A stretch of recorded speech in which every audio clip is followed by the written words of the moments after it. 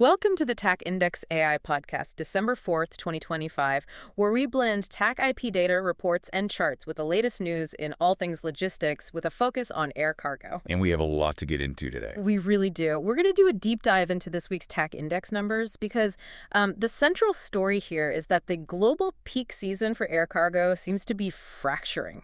It really is. It's a tale of two very different regions. You've got Asia surging ahead, but then the Western lanes, they're signaling a serious chill. A recessionary chill, maybe? Yeah, you could say that. Look, we just finished the first big peak phase, Thanksgiving, Black Friday, and the global Baltic Air Freight Index, the BII 0, it only edged up a tiny 0.8% week over week. That's basically flat, and it's still way down from last year's levels, right? It is. It's down about 3.3% from the surge we saw a year ago. Okay, wait, hold on.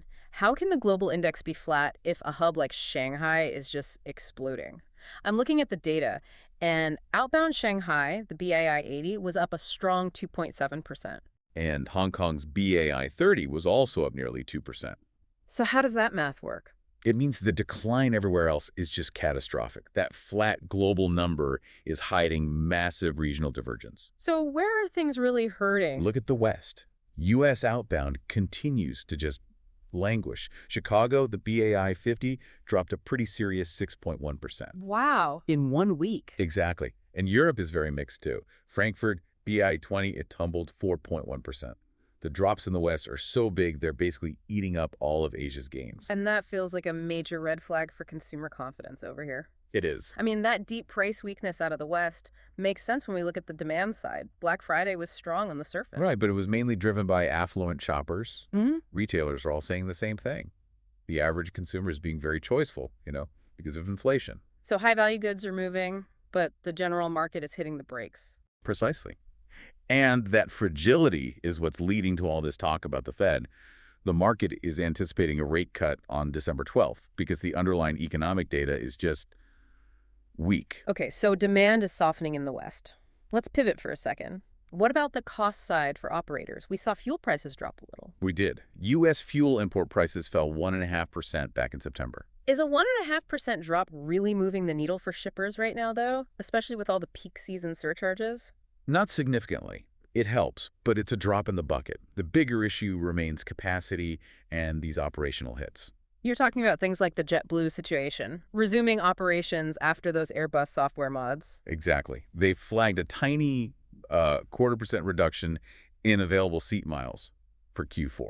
Sounds minor, right? Yeah, very small. But during a peak season capacity crunch, that tiny margin is critical. That's the difference between smooth cargo flow and a real bottleneck for anything that's time sensitive.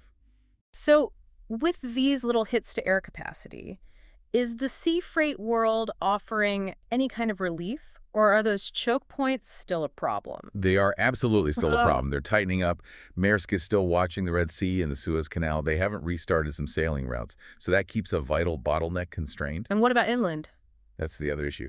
On the U.S. West Coast, there's a tightening of driver availability. Why is that? Stricter commercial driver's license standards. So for everyone listening, that means even if your pallet lands perfectly at LAX, getting it that final mile to a distribution center just got more expensive and a lot slower. So bottlenecks all around. But it's not all bad news, is it? We do have some positive trade tailwinds in Asia, even outside of China. That's true.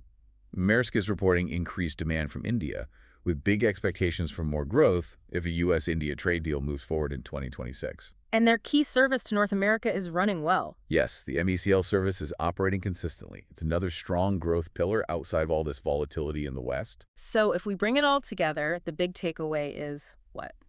Asia's production strength is holding up the global index. That's a huge part of it. Shanghai's surge is the anchor.